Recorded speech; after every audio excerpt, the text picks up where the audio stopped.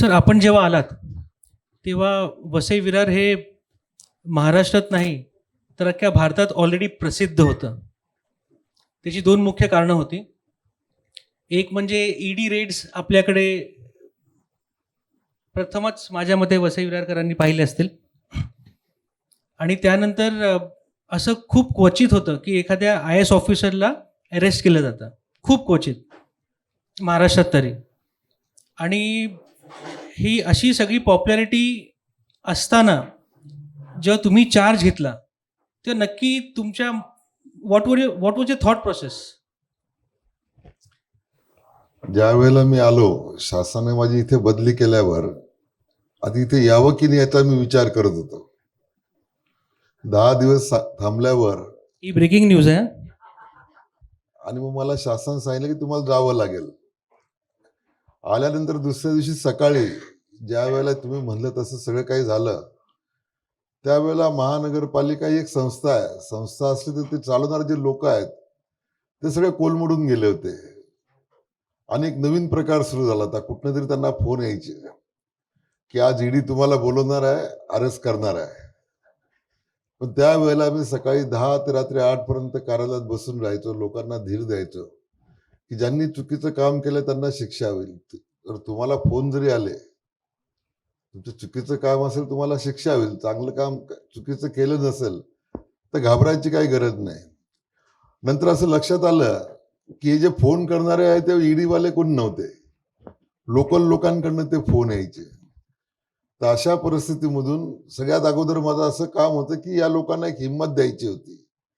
इथले जे अधिकारी होते, ज्या वेळेला अधिकारी वर्ग आपला कॉन्फिडन्स हरवतो त्यावेळेला खालचे कर्मचारी पण गोंधळल्यासारखे होतात.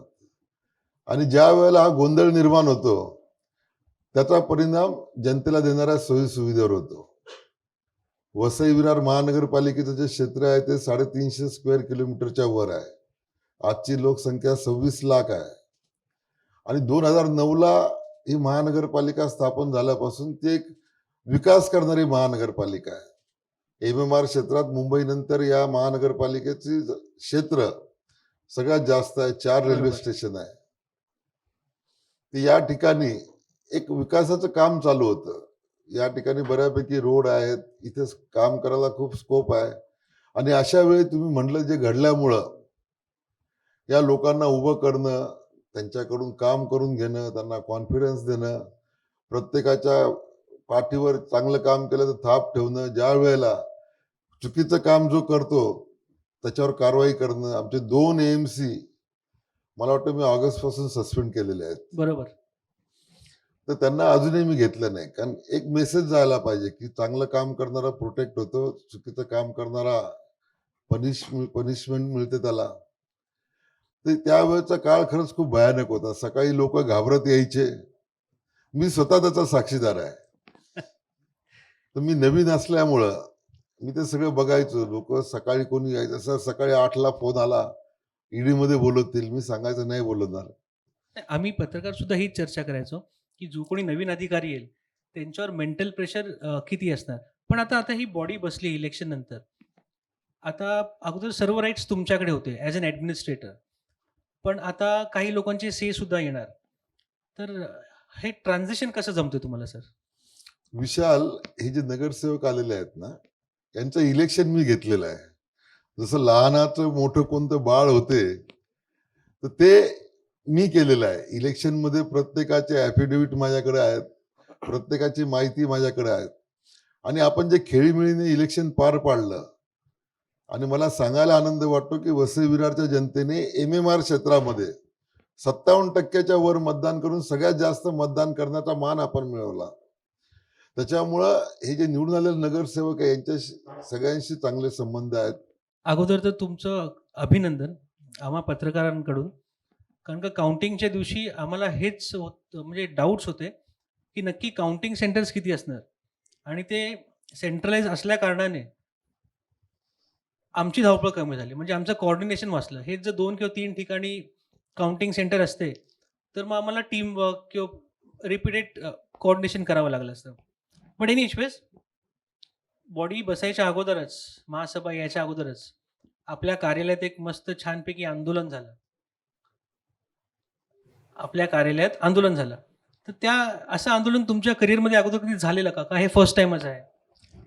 नाही, माझी कामाची जी कार्यपद्धती आहे, माझ्या करिअरमध्ये आतापर्यंत असं आंदोलन कधी झालं नाही. आणि हे आंदोलन भाजपचं अभिनंदन. हे पहिल्यांदाच मला एक अनुभव मिळाला. इनफॅक्ट हे आंदोलन पण टाळता आलं असतं. काय झालं की मी माझ्या एका परिचिताचं लग्न होतं म्हणून 3 दिवस रजेवर होतो. बुधवार, गुरुवार, शुक्रवार. ओके. यांनी जे काही पत्र दिलं ते सोमवार, मंगळवारी दिलं, ते माझ्याकडे पत्र आलंही नाही. फोनवर माझं काही लोकांकडनं फोन आले होते की गट नेत्याला केबिन द्यायला पाहिजे होतं. त्याच्यावर मी सकारात्मक विचार करणार होतो. आणि त्या दिवशी अचानक आंदोलन झालं. तशी कायद्यात कुठे तरतूद नाही की गट नेत्याला केबिन द्यावी. मला हेच ह्या प्लॅटफॉर्मवर क्लिअर करायचं होतं, की गटनेत्याला कार्यालय असतं का नाही? आणि जर आपण सुओ मोटो किंवा आपण एक कन्सिडरेशन केलं, तर कार्यालय मिळू शकतं का? ह्या दोन्ही प्रश्नांची उत्तरं मला हवी. हे बघा, जे काही ऍक्टमध्ये आहे, ऍक्टमध्ये कोणाला केबिन द्यावं, कोणाला देऊ नये असं काही नाही. आता आम्ही महानगरपालिकेत पत्रकारांनाही केबिन दिलेली आहे. याचा अर्थ ऍक्टमध्ये काही तरतूद असं नाही. किंवा वसई विरार महानगरपालिकेतल्या पत्रकारांना केबिन दिल्यामुळं सगळ्या महानगरपालिकांनी केबिन द्यावं असंही काही नाही. सरसकट नियम नाहीच आहे. सरसकट नियम नाही. तसंच याही प्रकरणात आहे. आणि ही बिल्डिंग तुमच्या माहिती करता सांगतो की परिवहनची बिल्डिंग आहे. बरोबर. ज्या वेळेला महानगरपालिका आपलं स्वतःची बिल्डिंग बांधेल, त्याच्यामध्ये गट नेत्यासाठी जागा असेल, सभागृह नेत्यासाठी जागा असेल, पक्षांचे कार्यालय असतील.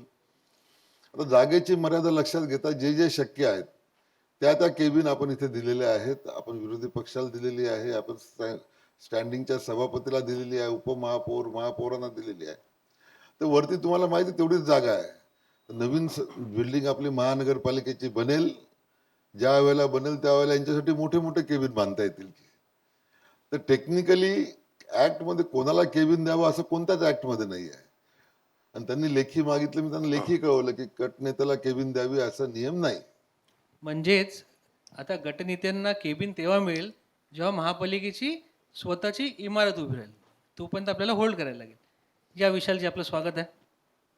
नाही नाही, गटनेत्याला केबिन तर ते मोठी बनूच आपण ज्या वेळेला नवीन बिल्डिंग बांधू. पक्षालाही बनू, गटनेत्यालाही बनू, सगळ्या पक्षांना बनू. जे जे महानगरपालिकेत आहे, ज्या वेळेला आपलं नवीन बिल्डिंगचं काम सुरू होईल. पण माझं त्याच्यावरही म्हणणं आहे की कुठे त्यांचे काही कामं असतील, कोणाचीच कामं काही थांबायचं कारण नाही. केबिन नाही म्हणून कोणाची कामं थांबणार नाहीत. बसायला विरोधी पक्षाची केबिन आहे. नाही झालं तर ते माझ्याकडे गटागटानेच येतात, बसतात, चर्चा करतात, त्यांचे प्रश्न सांगतात.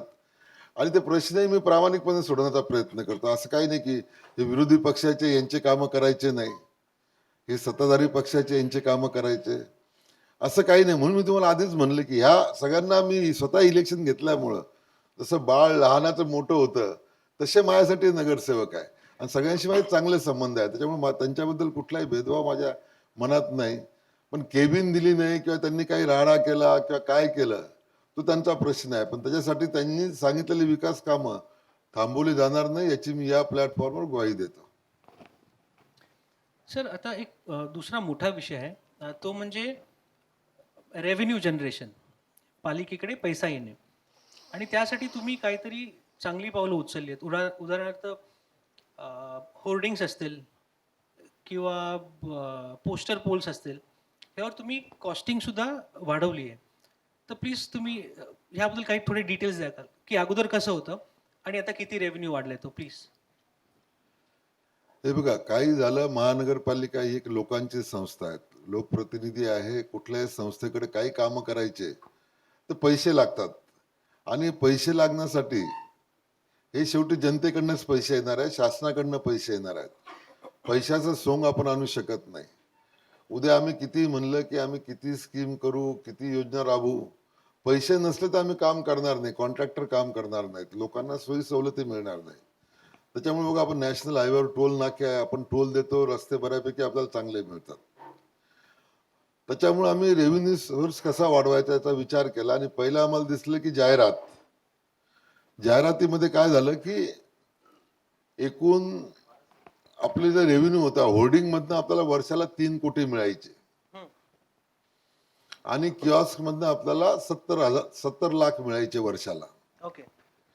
मग याचा अभ्यास केल्यावर असं लक्षात आलं की आम्ही जर टेंडर काढलं तर आमचं मॅन पॉवर पण वाचेल, की परमिशन देण्यासाठी आम्ही जे 4 लोक ठेवले त्यांचे पैसे वाचतील, आमची स्टेशनरी वाचेल आणि चोरी पकडायची की नाही हे आमचं काम राहणार नाही. तर आम्ही टेंडर काढलं. टेंडर काढल्यावर आम्हाला 3 कोटीची 9 कोटीची ऑफर मिळाली. म्हणजे 6 कोटी सरप्लस. 6 कोटी सरप्लस, जवळपास 300 पटीने उत्पन्न वाढलं. बाजार कराचं आम्ही उत्पन्न वाढवून दिलं, त्यालाही आता काही कोणाची ना नाही. आणि ज्या वेळेला विकास करायचा तर पाणीपट्टी झालं, मालमत्ता कर झालं, हे वाढवणं अपरिहार्य आहे. त्याच्यासाठी लोकांनी सहकार्य करावं अशी मी विनंती करतो.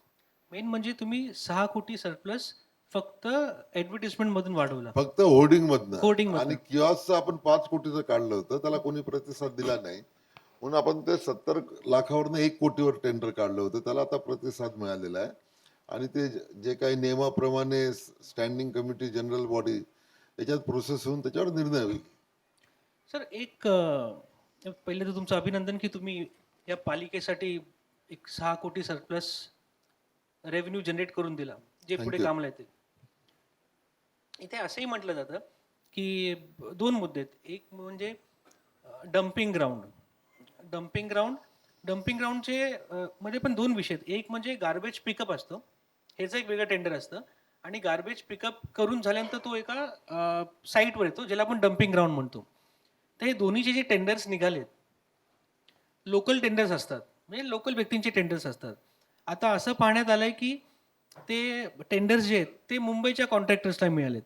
बरं, ह्यात असंही म्हटलं जातं की एखाद्या पक्षाशी निगडीत आहेत म्हणून त्यांना देण्यात आलं. तर हे जे कन्फ्युजन्स आहेत, ह्याला तुम्ही कसं बघता? ऍक्च्युली वसई विरार महानगरपालिकेमध्ये हे जे साफसफाईचं टेंडर होतं हे 2018 साली काढलं होतं. ते केवळ 1 वर्षापुरताच होतं आणि त्याला 16 वेळा मुदतवाढ देऊन 16. वेळा मुदतवाढ देऊन ते 2025 पर्यंत चाललं. सुरुवातीला हे टेंडर 10 कोटीचं होतं आणि आता शेवटी मॅन पॉवर, लोकसंख्या वाढून ते 18.5 कोटीचं झालं. म्हणजे महानगरपालिका दर महिन्याला जे कॉन्ट्रॅक्टरला 10 कोटी 2018ला देत होती, ते कोर्टात गेले. काही वेळेला महानगरपालिकेने मुदतवाढ दिली. असं करत करत ते जवळपास डबल झालं होतं. त्यानंतर माझ्या अगोदरचे जे कमिशनर होते त्यांनी 22.5 करोडचं टेंडर काढलं होतं महिन्याला. हो, बरोबर. ते 22.5 करोडचं तर मी कॅन्सल केलं. आधीचं टेंडर जे होतं ते मॅन पॉवर बेसवर होतं, करेक्ट. की तुम्ही 100 लोक लावले, तिथे 150 झाले तर 150 लोकांचा तुम्हाला पगार सॅलरी द्यायचा, द्यायला लागेल. सॅलरी द्यावं लागेल. करेक्ट. तर आपण याचा एक अभ्यास केला बाकी महानगरपालिकांचे टेंडर आणून. मग असं लक्षात आलं की आपल्याकडे जे गटारी साफ होतात, टँक साफ होतात, सेप्टिक टँक साफ होतात, हे कचरा उचलून आपण रस्त्यावर सोडून देतो समुद्रकिनारी. म्हणून आपण आत्ताचे 18.5 कोटी रुपये बेस किंमत धरून एक 15 कोटी आणि 3.5 कोटी असे 2 टेंडर काढले. 15 कोटीचं टेंडर काढताना आपण असं म्हणलं की जो साफसफाई करणारा कर्मचारी आहे त्याच्या हातामध्ये जीपीएसचं घड्याळ असेल. मला ह्या विषयावर यायचंच होतं. हां, कंटिन्यू. तर हे जीपीएसचा घड्याळ घालून तो सकाळी निघेल. तर मला महानगरपालिकेत आम्ही कंट्रोल रूम केलेली, आपण अवश्य तिथे एकदा भेट द्या. त्या ठिकाणी समजा मनोज सूर्यवंशी कर्मचाऱ्याचा कोड दाबला तर तो दिवसभरात कुठं कुठं साफसफाई करत फिरला ते दिसते. हे 3 महिन्यामध्ये प्रोसेस पूर्ण करायची काही प्रमाणात आपण सुरू केलेली आहे. त्याच्यानंतर आपण दुसरी अट टाकली त्या 15 कोटीमध्ये की आता कचरा जमा होतो आणि तो डम्पिंग ग्राउंडचा आपला लिमिटेड ऍक्सेस असल्यामुळे रस्त्यावर पडून राहतो. तर तुम्ही कॉम्पॅक्टर विकत कॉन्ट्रॅक्टरनेच घ्यायचं, महानगरपालिका घेणार नाही. महानगरपालिकेच्या जे गाड्या वापराल त्याचंही तुम्हाला भाडं द्यायचं आहे. आधी ते पण नव्हतं.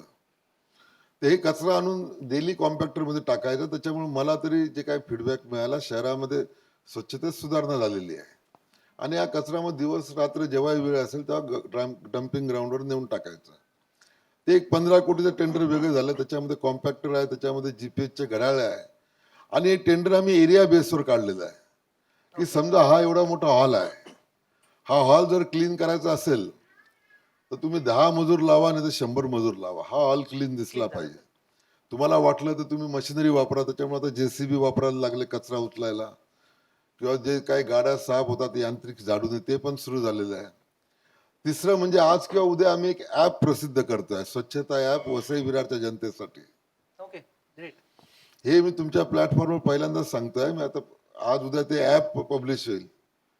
वसई विरारचा कोणताही माणूस ते ऍप आपल्या मोबाईलवर डाउनलोड करेल आणि जिथे कचरा आहे त्या ठिकाणचा फोटो काढून त्या ऍपवर ऑटोमॅटिक अपलोड होईल.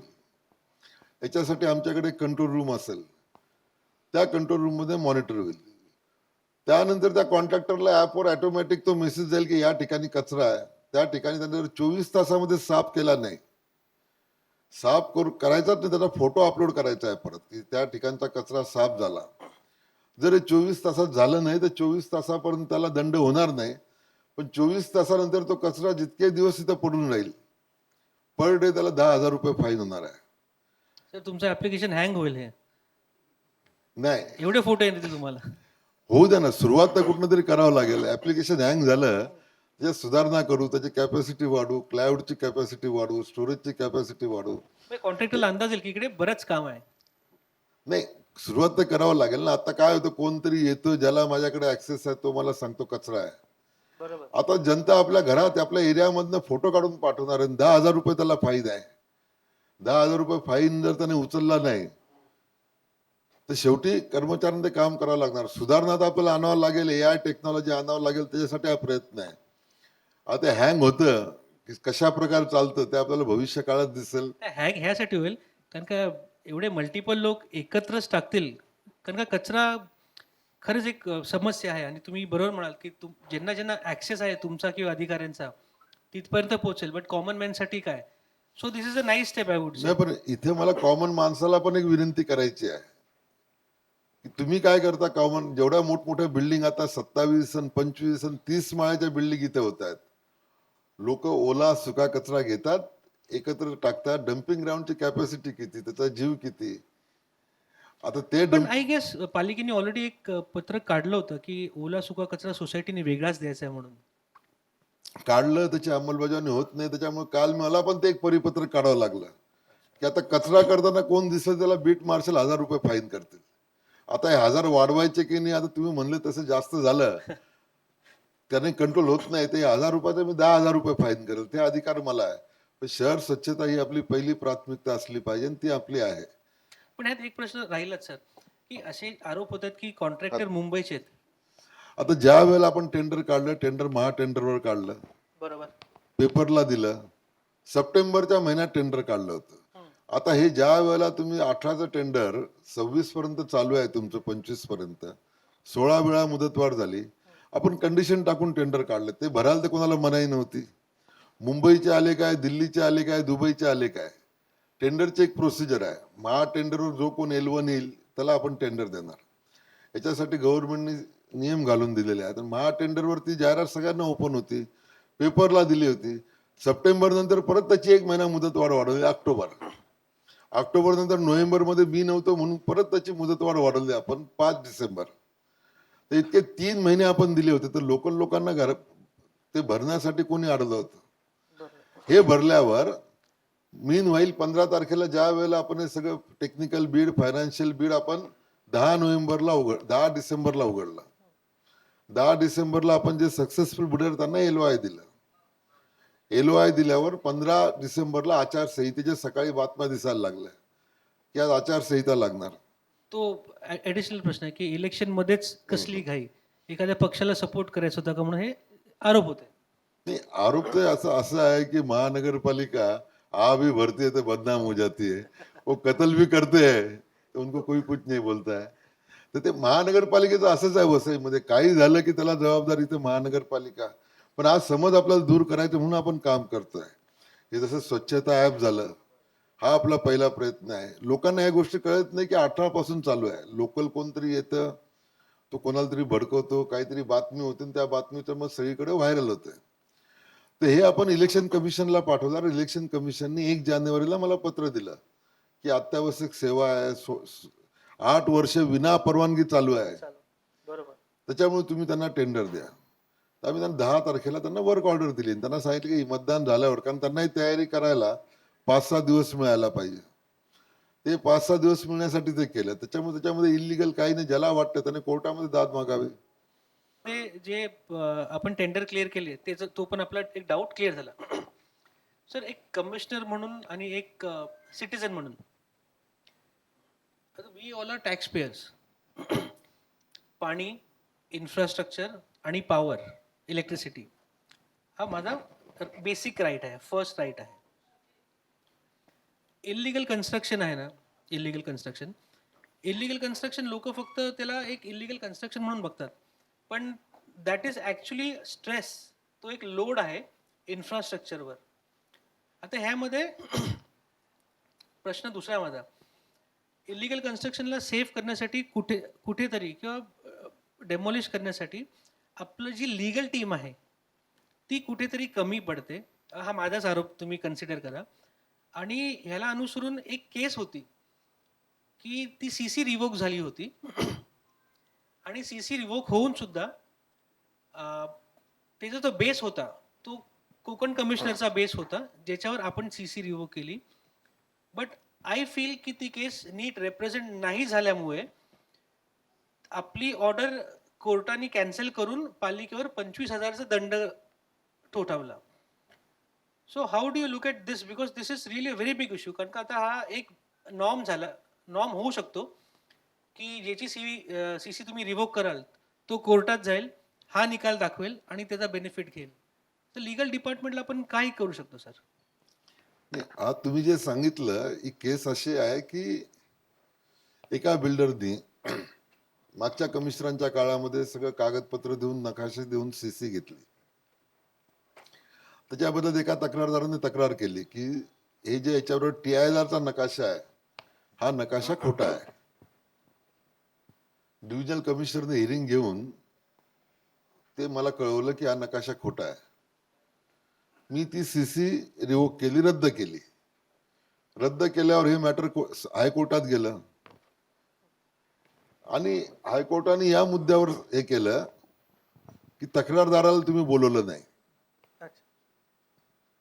म्हणून 25,000 रुपये फाईन आणि केलं. त्याच्यामध्ये जो वकील होता त्या वकिलाला मी पॅनलवरून पण काढलं. अच्छा, तुम्ही त्यांना पॅनलून काढून टाकलं? पॅनलून काढलं. त्याच्यानंतर नवीन वकील भरले, आता सगळे नवीन अर्ज मागवले आणि नवीन वकिलांची नवं पॅनल पण मी जाहीर केलं गेल्या 8-10 दिवसापूर्वी. मग त्या केसला आपण रिव्हर करणार आहोत का? काय मग त्याच्यानंतर त्या केसमध्ये परत आम्ही लिगल टीम कडनं आमचा अभ्यास केल्यावर कोर्ट म्हणला ना हिअरिंग घ्या. मग आपण हिअरिंग घेतली. एक नाही 4 वेळा हिअरिंग घेतली. त्याला सांगितलं 4 वेळा तुला काय बाजू मांडायची मांड. आणि ती केस परत आपण आता CC रद्द केली.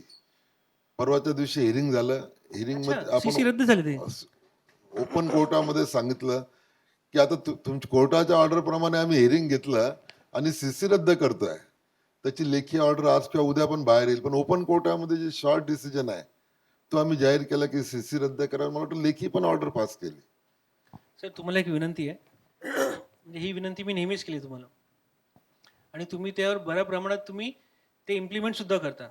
हे असे काही निर्णय असतील ना सर, ते PRO मार्फत जर तुम्ही लगेच प्रसिद्ध केले तर मग बातम्या करायला मिळतील हा भाग वेगळा, बट इन्फॉर्मेशन जी आहे ती आहे तशीच बाहेर येईल. ओके, आता माझी ऑर्डर झालेली आता त्याच्यावर पुढे कोर्ट काय ऑर्डर देतं ते मला माहित नाही. त्याच्यामुळे काय प्रसिद्धी पत्रक देणार. तेही बरोबर आहे. पण तरी ही CC जी आहे ती हिअरिंग घेऊन मी परत रद्द केलेली आहे. आणि याच्या पुढे जे असे बोगस कागदपत्र असतील, आता मी एक नवीन पद्धत सुरू केलेली आहे की ज्या वेळेला कुठलाही बिल्डिंग प्लॅन सँक्शनला येतो, मी तहसीलदारला पत्र लिहितो की 7/12 चेक करून दे, प्रॉपर्टी कार्ड चेक करून दे. TIRला पत्र लिहितो की हा नकाशा चेक करून दे. तुम्ही जर 15 दिवसात दिलं नाही तर आम्ही पुढची कारवाई करू. ते पण पद्धत तुम्ही आपण टाइम फ्रेम देता त्यांना? टाइम फ्रेम देतो. आता उगाच ते CMO ला तक्रार करायची, ह्या ईज ऑफ बिझनेस मध्ये अजून नवीन नाही प्रोसेस नाही, पण हे याच्यामुळे सुरू केलं आणि आपण ते लिहितो पण की तहसीलदारला कळवलं. कलेक्टरांशी पण परवा चर्चा झाली की याच्याबद्दल आम्हाला कळवत जा म्हणून. Madam welcome. माझ्यानंतर मॅडमचीच मुलाखत दिसते. आता सर, हा जो प्रश्न विचारणार आहे तो इकडे प्रत्येकाला त्या प्रश्नाचा त्रास आहे. तो नंतर प्रश्न मी मॅडमकडे पण घेणारच आहे.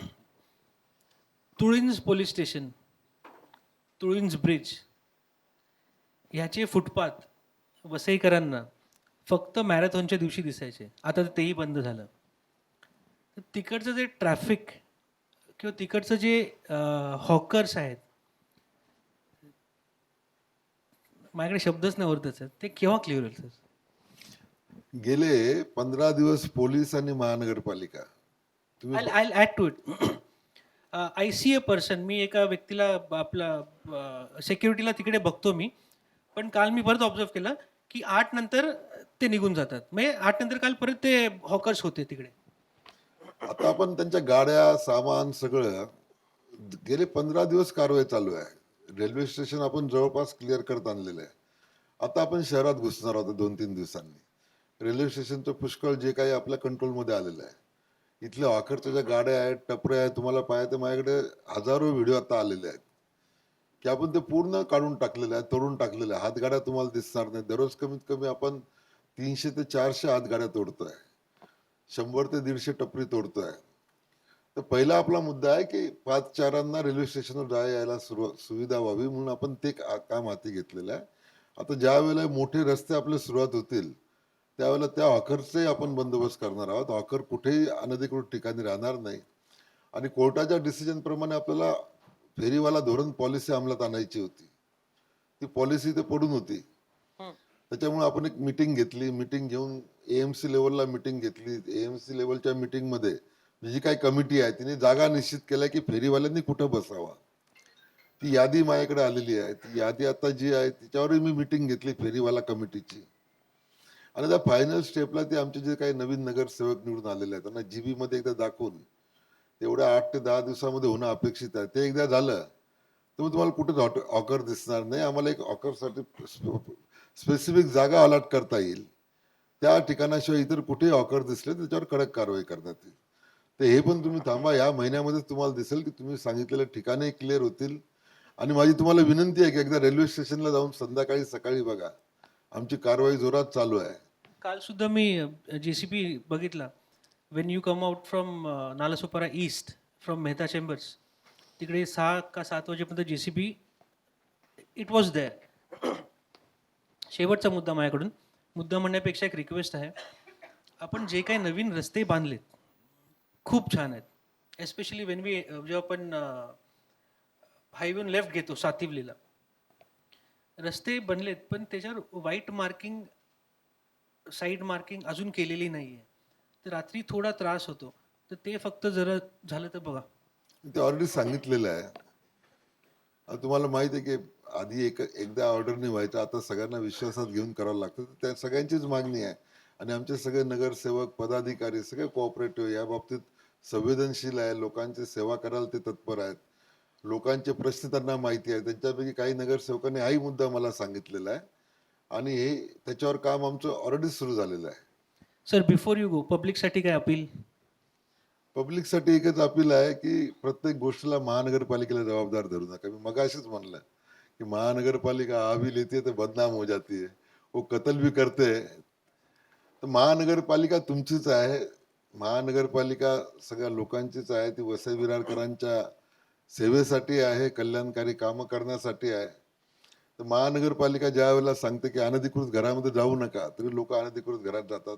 ओला सुका कचरा वेगळा करून टाका असं आवाहन करावं लागतं, तर ते पण होत नाही. तिसरं, आपण आयुष्यमान कार्ड काढा म्हणून वेगवेगळे कॅम्प घेतो, त्यालाही लोकांनी प्रतिसाद द्यावा. आणि तिसरं, तुम्ही जे फेरीवाले म्हणले, फेरीवाले बंद करायचा एकच मार्ग आहे. लोकांनी जिथे गर्दी करणारे फेरीवाले आहे तिथे जाणं स्टॉप करावं. जिथे आम्ही फेरीवाल्यांना अलॉट करू त्या जागी जर फेरीवाल्यांना कळलं लोक इकडे येत आहेत तर ते आपोआप शिफ्ट होतील.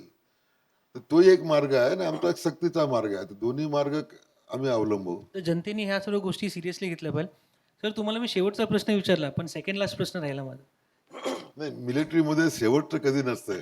तुम्ही जर मिलिटरी ऑफिसरशी बसले किंवा काय बोललं ते शेवटचं म्हणत नाही, ते नेहमी सेकंड लास्ट म्हणतात.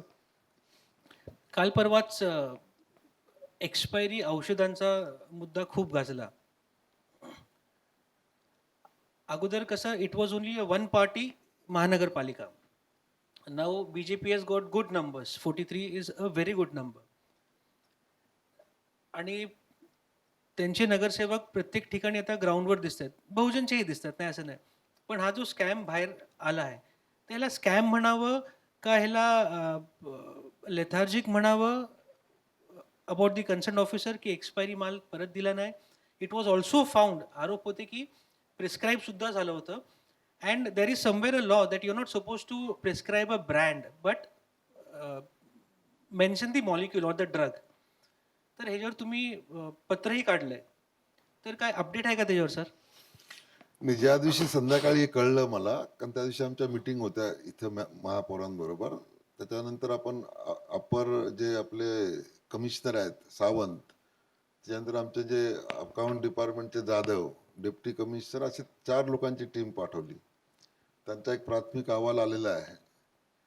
तर या ठिकाणी मी एक सांगू इच्छितो की जे काही चुकीचं आहे त्यांना कोणाला पाठीशी घालायचं काही कारण नाही. तुम्हाला माहित असेल, मी यायच्या अगोदर पण एक औषधाचं प्रकरण घडलं होतं. येस. त्यावेळेला FIR पण झालं नव्हतं. मी पोलीस कमिशनरांना पत्र दिलं होतं. पोलीस कमिशनरांना पत्र दिलं, कॉपी DCPना दिली आणि DCPच्या सांगण्यावरून त्या ठिकाणी मला वाटतं गुन्हा पण दाखल झालेला आहे. वालीव पोलीस तर स्टेशन. याच्यामध्ये पण जर काही चुकीचं असेल त्या सगळ्यांवर कारवाई होईल. याच्यामध्ये गरज पडली तर पोलिसांमार्फत चौकशी केली जाईल. पण प्राथमिक रिपोर्ट जे दाखवत आहे त्याच्यामध्ये तेवढं काही आलेलं नाही की एक्सपायरी संपलेली औषधं जी आहेत ती वाटप झाली नाही असं रजिस्टरवरून दिसतं. पण माझं आज सकाळपासून तुमच्याकडे यायचं आणि बजेटचं स्पीच असल्यामुळं याच्यावर मी जास्त माहिती घेतलेली नाही. माझ्या मोबाईलवर जो रिपोर्ट आला त्याच्यावर आता मी संबंधितांची मीटिंग घेईल आणि जे काही दोषी असतील त्यांच्यावर कडक कारवाई केली जाईल. त्या स्कॅममध्ये किंवा त्या व्हिडिओमध्ये अशोकजींनी एक मुद्दा मांडला होता की एक व्यक्ती एका स्पेसिफिक ड्युरेशनसाठी तिथेच कार्यरत आहे. तर आपल्याकडे रिशफलिंग वगैरे काय होत नाही का सर? हे जे मेडिकलचे आहे ना, कॉन्ट्रॅक्ट बेसिसचा असेल आणि तो दोषी असेल तर त्याला रिशफलिंग करायची गरज नाही, त्याला कामावरून काढून टाकू की. That is different. पण एखादा व्यक्ती एवढे वर्ष एकेच ठिकाणी आहे तर त्यासाठी काय रिशफलिंग आहे का? म्हणजे हे कॉन्ट्रॅक्ट बेसिसचे लोक आहेत. अच्छा. ज्या वेळेला आपले परमनंट लोक आहेत त्यांचं रिशफलिंग होतं. याच्यावर एक मार्ग आहे की आकृतीबंध आपण तयार करतोय. परमनंट लोक भरले तर रिस्पॉन्सिबिलिटी फिक्स करता येईल. पण याच्यावर केवळ हेच हॉस्पिटल नाही, बाकी हॉस्पिटलचा आपण लेखाजोखा घ्यायला सांगितलेला आहे. आणि याच्यामध्ये जे कोण एकाच वर्षापासून तिथे खूप वर्षापासून तिथं असतील त्यांच्यावर आजच कारवाई होईल. म्हणजे ते तर काय प्रशासकीय भाग आहे. Correct. दोषी असो किंवा नसो, एका ठिकाणी 12 वर्ष राहणं म्हणजे एक लिंक तयार होते. ते तर त्यांना जे काय 5 वर्षाच्या वर जे कोण हॉस्पिटलला असतील, पर्टिक्युलरली जे भांडार विभाग म्हणजे जिथे काय सामान Stores. खरेदी किंवा विक्री करणं की औषधाचं आहे त्याचा आढावा मी सकाळीच घ्यायला लावलेला आहे. तर त्याचे प्रशासकीय बदला त्या होतील. त्यातले जे दोषी असतील त्यांना कामावरून काढून पण टाकेल. म्हणजे आता तुम्ही रिशफलिंगसाठी जे काही करायला लागतं तुम्ही एक ऑडिट करणार आणि जो कोणी व्यक्ती 3 किंवा 5 वर्षापेक्षा अधिक काळ एकेच ठिकाणी आहे you will try to reshuffle them. हे सगळ्याच ठिकाणी करणार आपण. अधिकारी पण करणार आहोत. अधिकारी तर कमी आहे आपल्याकडं. पण जे कोणी आहे ते कॉन्ट्रॅक्ट बेसिसचे आहेत. तर ज्यांचे दोष असेल त्यांना आपण कामावरून काढून पण टाकणार आहोत. आणि याच्यापूर्वी पुष्कळ काढले त्यांना आपण घेतलेले नाही. Thank you so very much. Thank you so very sir मैं आपको एक एग्जाम्पल देना चाहता हूं कि पुलिस और महानगर पालिका का विलफुल नेग्लिजेंस के कारण लोगों की जान जा रही है। सुरेश घाटे की मृत्यु हो गई, बालाजी वाघमारे की मृत्यु हो गई। प्ले ग्राउंड का रिजर्वेशन नंबर 437 यही प्रभाग 22 में है, जिसके लिए मैं आपको सितंबर 19 में मैं मिलता हूं। श्वेता माने मैडम बगल में बैठी रहती है, लेकिन साहब आपके तरफ से वहां ना एक बोर्ड क्वेश्चन आपके तरफ से ना वहां बोर्ड लगाया जाता है और बाद में क्या होता है, एक नहीं दो दो मृत्यु हो जाती है। मेरा क्वेश्चन ये है सर कि यू आर विलफुल नेग्लिजेंस में सर आप लोग बुरी तरह सर इन्वॉल्व है। थोड़ा इस पे सर काम कीजिए। इसके लिए सर जहां भी आपको इस मतलब काम करना है सर थोड़ा उस पर क्विक एक्शन लीजिए, क्योंकि जनता को सर जान से हाथ धोना पड़ रहा है सर। Thank you. ओके.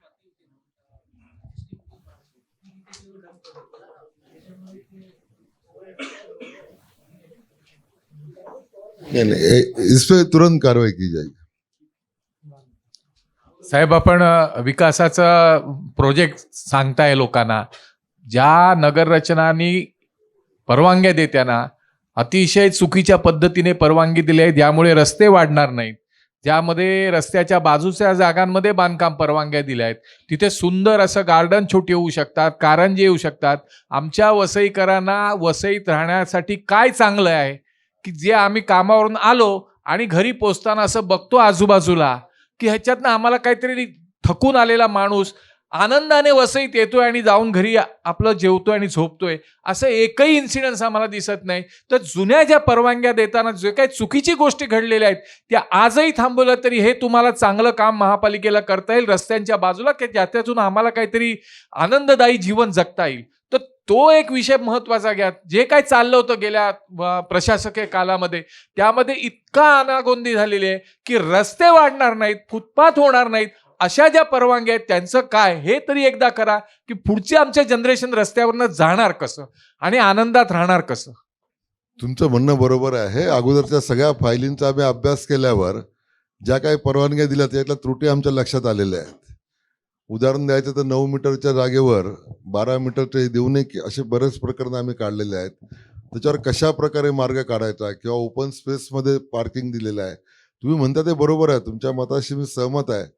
आता लोकांनी बिल्डिंग बांधलेले आहे, गव्हर्नमेंटला मी रेफर करतो आहे, पण हे परत रिपीट होणार नाही, कारण याच्याबाबत आम्ही लेखी आदेश काढलेले आता म्हणजे माझ्या काळामध्ये, की 9 मीटरचा रस्ता असेल तर 9 मीटरचाच बिल्डिंग किती उंचीची राहील ते ठरवावं लागेल. दुसरं तुम्ही म्हणले रोडची जी विड्थ आहे ती पुष्कळ ठिकाणी कमी आहे. आपण नवीन डीपी करतोय, त्या डीपीमध्ये आपणही या लोकांना ज्या वेळेला प्रसिद्ध करू आपण त्यावेळेला आपण आपल्या सूचना मांडा की रोड मोठे करा. ज्यांना परवानगी दिल्या त्यांचे कंपाऊंड तोडून रोड मोठे करावेच लागतील आपल्याला.